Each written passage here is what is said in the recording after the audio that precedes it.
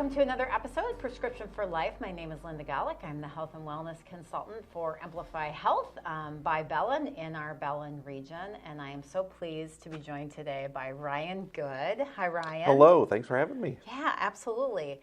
So Ryan is actually the CEO of our Foundations for Health and Wholeness in the Green Bay area. And we're going to learn all about that and learn all about you today. Wonderful. Sounds all right. great. So why don't you begin by telling us a little bit about yourself and tell us about the organization that you work for and everything that goes on. Yeah. So I've been in Green Bay since 2011 and moved up here from Ohio.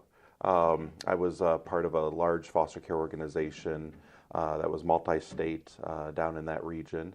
And the executive director for that organization. And then my wife and I and kids, we wanted to move to a little cooler climate to help with some of her health concerns. Okay. And that's what brought us to Green Bay.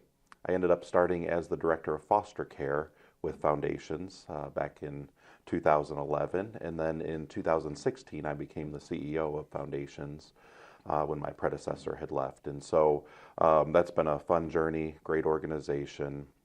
So Foundations has three primary programs. Obviously our mental health program where we have a clinic and then we also embed therapists throughout our community in many different schools in the Brown County area, and then the Aging and Disability Resource Center, and then we do some work with homeless shelters throughout Brown County. And then we also have a really robust foster care program. So we have 6 branch offices throughout the state. Place treatment foster youth, and so we recruit, train, license all of our own foster families, and then place children from many different counties throughout Wisconsin, and then we do the case management services until permanency is achieved for those kids. And then our third program is our newest, which is called RAISE, and that's working with homeless and runaway youth.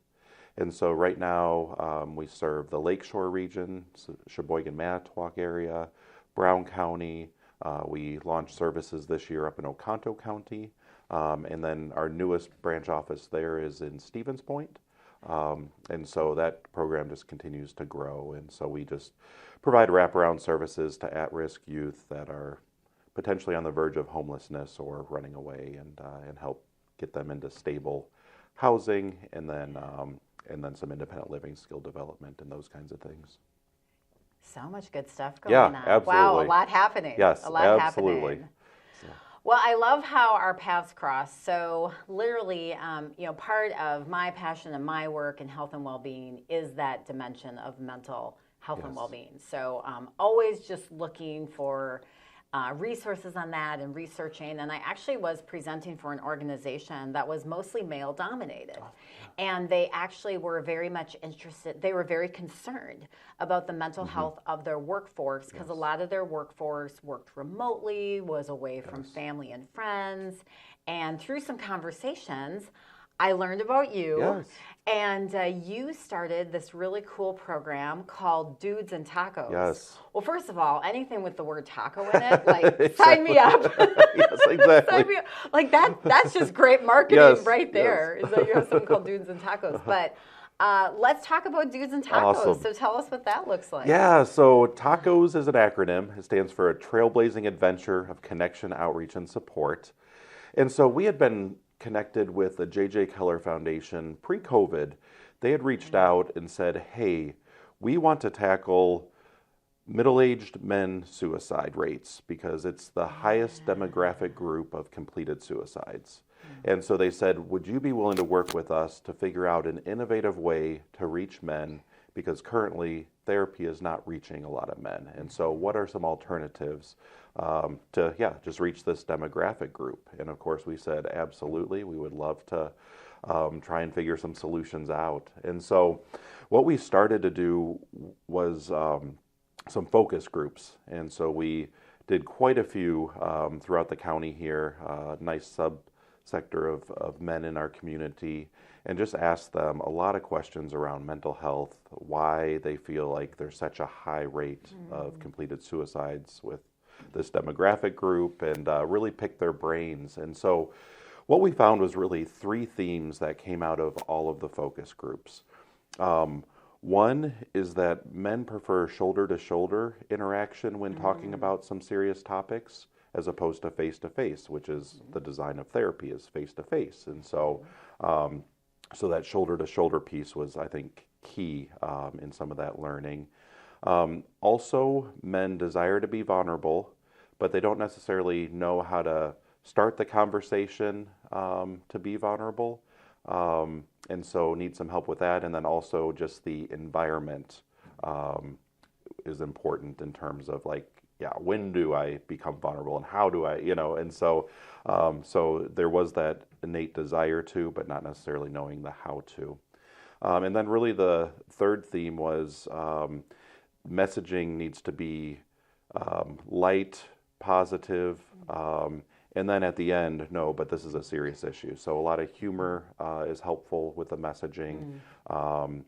And also, we found that men can't be necessarily identified as the problem, and they don't see themselves as the problem. So they would say, oh, we knew about foundations all along, but I just never thought like I needed to go to therapy or whatever. And so, so that was another learning was, how do you connect and recruit guys who don't necessarily see that they have problems, and how do you engage them in some in-depth conversations? And so that's really where Dudes and Tacos was kind of born from.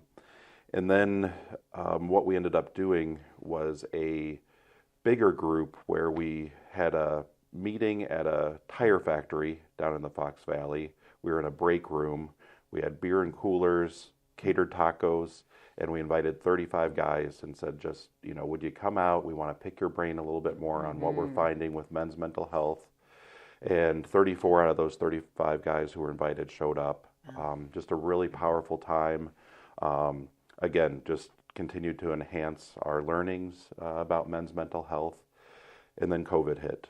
And so then, we kind of put a pause to the meetings, obviously. And so then when things opened back up, we said, we got to continue this work. And so that's when we ended up figuring out how to create an acronym around tacos, because that was such a successful event, and started to create environments for guys to connect. It's so cool. One of the things that I found really interesting when I was doing some research on mental health in men and challenges, how it looks different in men and how some of these things show up differently in men. So can you speak a little bit to that, like how a man might respond in a mental health situation versus women, and what that looks like? Yeah, exactly. So, common factors with men is often like anger is one of the ways that mental health challenges come out. And so that's how, pent-up emotion and whatever is expressed, or isolation, shutting down, clamming up, and because there is no place for those emotions to go if they're not processing those emotions with another individual. And so, and then also, obviously, there's been generations of stigma with men that we're supposed to be tough, we're not supposed to cry,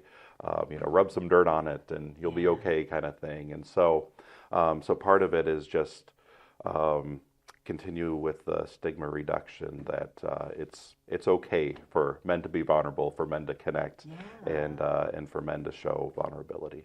Yeah. The other thing that I had read was just some of the physical ways it shows up. Like it may show up as a lot of headaches. Yes. Or it may show up as like heartburn or stomach issues. And absolutely. And, I think this is our reminder to be connecting also with healthcare providers.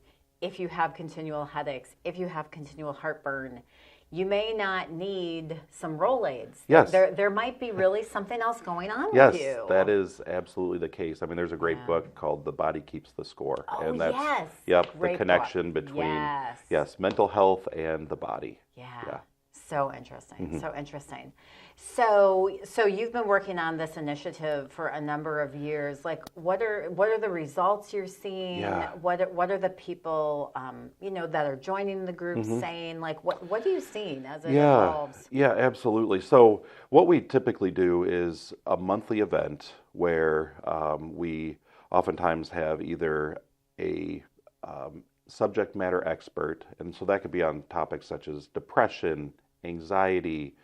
We had the Packer psychologist come in and talk about the connection of men, sports, and mental health.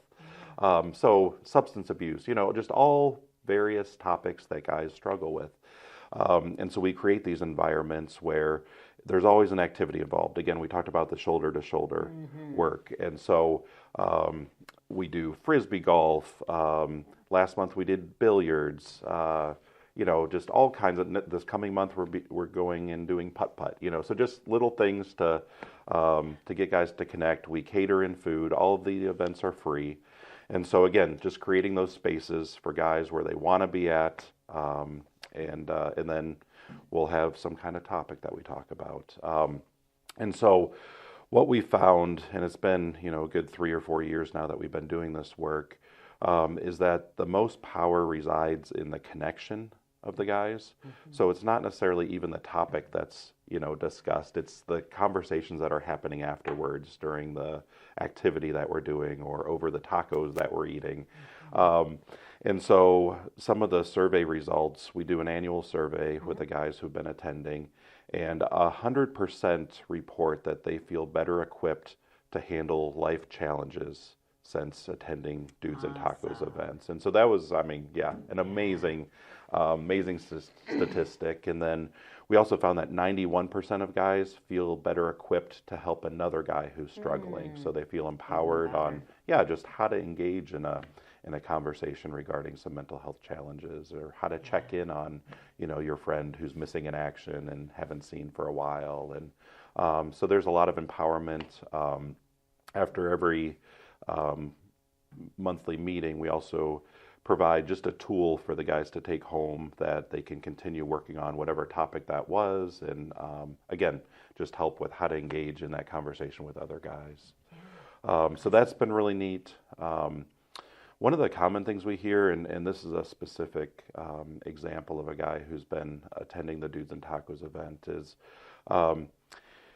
he started by just saying, hey, I have social anxiety, and I don't like groups, but I know, I need to at least engage in some of this conversation for my own mental health.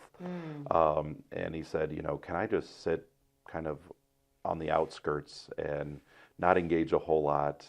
And I said, absolutely, you can engage in these events as much or as little as you want and what your comfort level is. And so he said for about the first 20 minutes, he did have that social anxiety when he was there.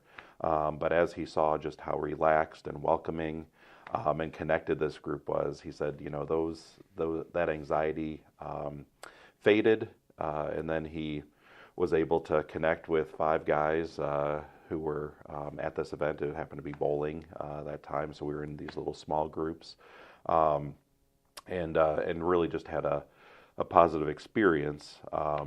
And then I wasn't going to be at the next event, and he said, hey, I think it's going to be really good for me to go to an event where, I don't know necessarily anyone there, but I think that's going to help me start to overcome this social anxiety. Yeah. And so that was just really neat to just see the progression of his engagement.